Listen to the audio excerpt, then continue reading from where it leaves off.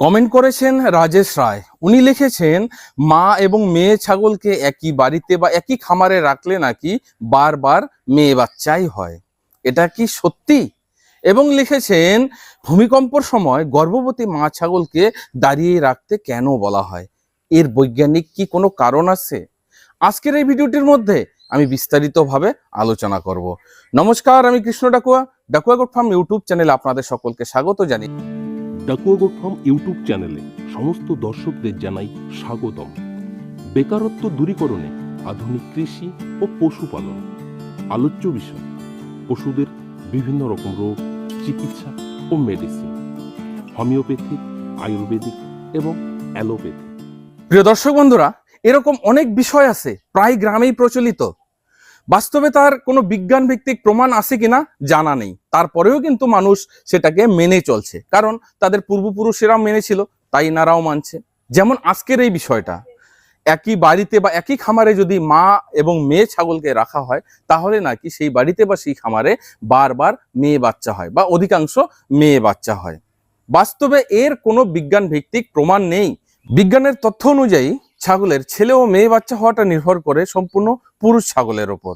বৈজ্ঞানিক ব্যাখ্যা অনুযায়ী স্ত্রী ছাগলের ডিম্বাণুর মধ্যে সবসময় এক্স ক্রোমোজোম থাকে, আর পুরুষ ছাগলের শুক্রাণুর মধ্যে এক্স এবং ওয়াই ক্রোমোজোম থাকে। ছেলে বাচ্চা এবং মেয়ে বাচ্চা হওয়ার কারণ হচ্ছে, যখন কোনো পুরুষ ছাগলের এক্স ক্রোমোজোম দ্বারা ফিমেল ছাগলের ডিম্বাণু নিষ্ক্রিয় হবে, তার মানে কি এক্স এক্স হয়ে যাচ্ছে, আর ডবল এক্স হওয়া মানেই সেটি মেয়ে বাচ্চা হবে। আর যদি পুরুষ ছাগলের ওয়াই ক্রোমোজোম দ্বারা স্ত্রী ছাগলের ডিম্বাণু নিষ্ক্রিয় হয়, তার মানে কি ওয়াই এক্স হয়ে যাচ্ছে, এর মানেই ছেলে বাচ্চা হবে। এই ধরনের কিছু কিছু বিষয় আছে যেগুলো সম্পূর্ণ কাকতালীয়, মানে কাকতালীয় ভাবে জিনিসটা যেন কিভাবে কিভাবে মিলে যায়। হয়তো ওনার গ্রামে কোনো এক ব্যক্তি আছে যে বহু বছর ধরে ছাগল পালন করে আসছে। এবার ওনাদের বাড়িতে মা মেয়ে ছাগল রেখেছে।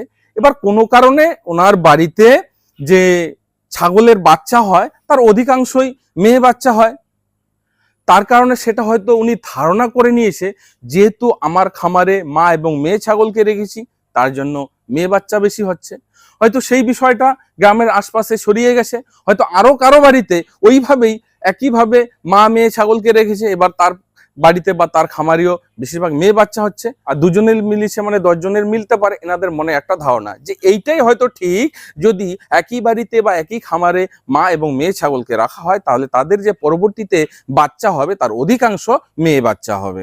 রাজেশ রায় দ্বিতীয় যে প্রশ্নটি করেছে, ওনাদের গ্রামে প্রচলিত আছে, যখন ভূমিকম্প হয় সে সময় গর্ভবতী ছাগলকে নাকি শুয়ে থাকতে দেওয়া হয় না।